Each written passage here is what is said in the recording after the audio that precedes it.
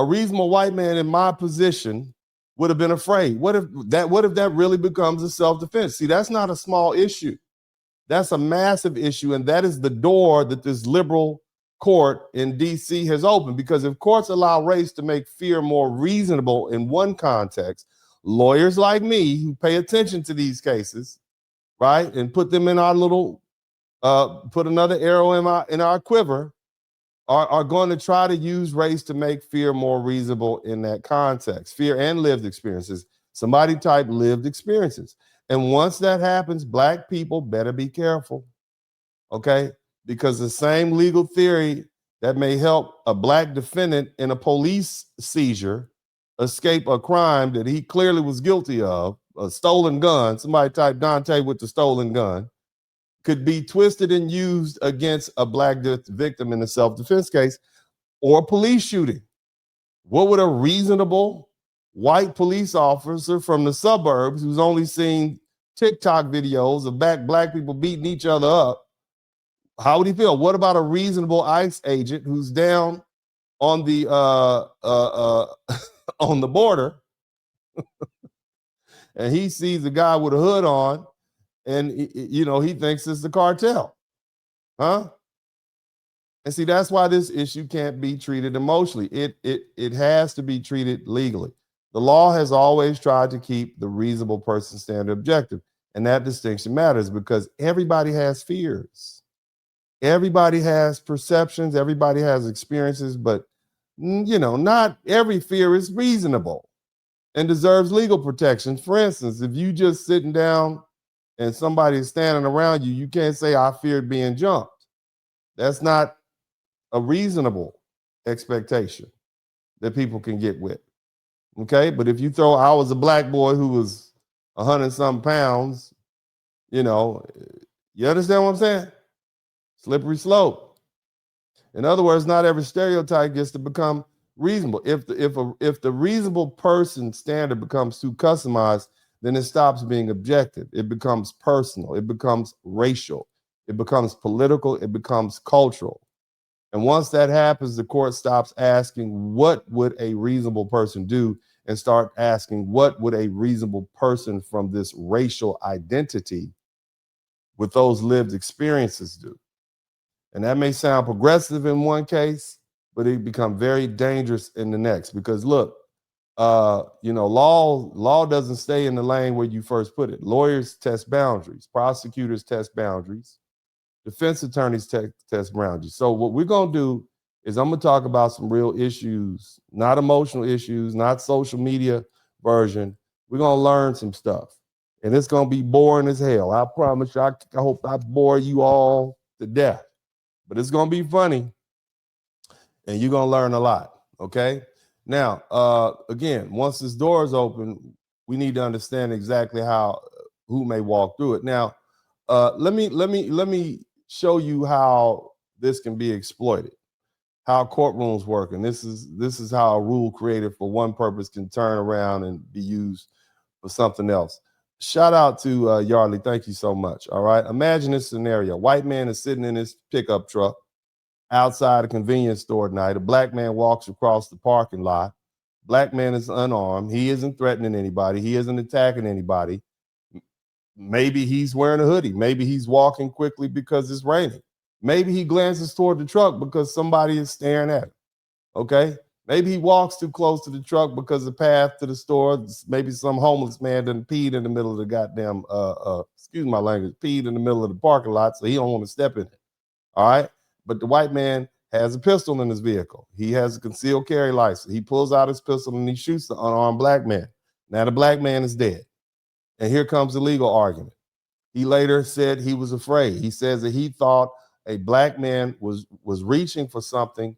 He says he's seen videos online of black people robbing and carjacking and assaulting and shooting. Somebody type degeneracy in the chat room. Somebody type your reputation is everything in the chat room. Okay. He says he follows all the crime pages. He's seen every episode, the first 48. He says he watches social media clips daily. He said he death scrolling, right? He says the internet has shown him what can happen when a young black male or a black male approaches his car at night and he says he didn't have time to wait. He says he reasonably believed he was about to seriously hurt or be killed.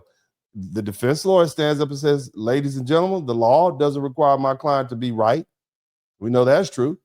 The law only requires him to be responsible under the circumstances as they appeared at the moment. That's the danger, because self-defense doesn't always require the person to be correct. A person can be mistaken and still claim self-defense. If a mistake was reasonable, that's why the reasonable person standard matters so much. The whole question becomes whether the fear was reasonable at the time. So now ask yourself this: if the courts are going to allow race and lived experiences to help define what a reasonable black man believes during a police encounter, what stops a defense lawyer from arguing that race and lived experiences also help define what a reasonable white man believes during a confrontation with a black person or an Asian man? See, that's the trap. Somebody typed the trap in the chat room. And see, the lawyer may say the lawyer may not say it as ugly as I'm saying it. He may dress it up. He may say, or she may say, this isn't about racism. This is about lived experience. He may say this is about perception. This is about the world that we live in right now. It's about what my client has consumed online. Okay. And he's going to talk about some realities and examples of violent attacks and statistical. And the jury's going to be like, yeah, well, we have seen that stuff too. Okay. My client was scared. My client had seconds to act. And there it is. Acquittal. Somebody type not guilty in the chat room. Okay. And the same language used to explain why a black man may reasonably fear police can be flipped to explain why a white person may fear a black man. And see, that's why this is dangerous. Okay, because we're not just talking about black people who some people have labeled low-class, criminals, suspicious, dangerous, or degenerate.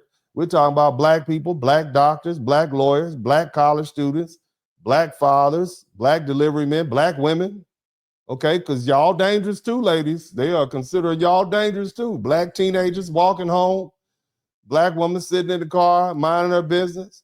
A black man going to the store, a black child cutting through a parking lot. The stereotype doesn't stop and ask for your resume.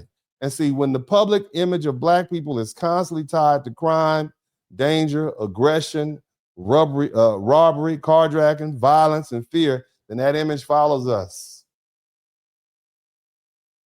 It doesn't matter how educated you are. It doesn't matter how much money you make. It doesn't matter how you speak. It doesn't matter whether you've ever committed a crime in your life. To a fearful person, you can become the stereotype before you ever open your mouth.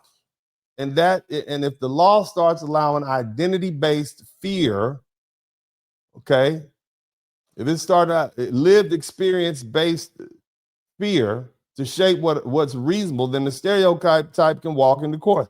And that's where it gets deadly. It's a problem. What about a white woman? She's got her little baby stroller and her Starbucks, and she's jogging through the freshly regentrified hood, and a black man walks by her. He don't touch her. He doesn't threaten her. He's going to his car, okay? He hung out with his little side piece, okay? It's 6 o'clock in the morning. He on his way home to his wife. He minding his business. He's scratching. You know what you do. You put your pants on and whatnot. Anyway, she feels threatened, okay? And she had to protect her baby, all right? He might, like I said, he reaching for his keys that he might have fumbling around for. She think he's reaching for a knife, okay? He's just trying to exist in her space. She could be wrong. She might, in her mind, imagine he looked at me wrong. He moved too close. She felt trapped, her and her baby. She's seen the videos online. She's seen the attacks. She's heard the rhetoric. She's read the stories about violent crime. Now, she had a black boyfriend in college, but that's been long since removed. She's returned herself to the white world, right? Either way, she feels vulnerable. She's alone. She believes she's about to be assaulted. She pulls out her little pew-pew and pops it. We'll just say he didn't die, but they trying to prosecute her for aggravated assault. Does her lawyer get to argue a reasonable white woman standard? Does the jury get to consider her sex, her race, her social conditioning? How would a white woman with a baby feel in this freshly regentified area, right? Her internet exposure, her fear of black men or black people in general, her belief that she was vulnerable. Does that become part of the objective reasonableness? That's not a small problem. That's a legal explosion.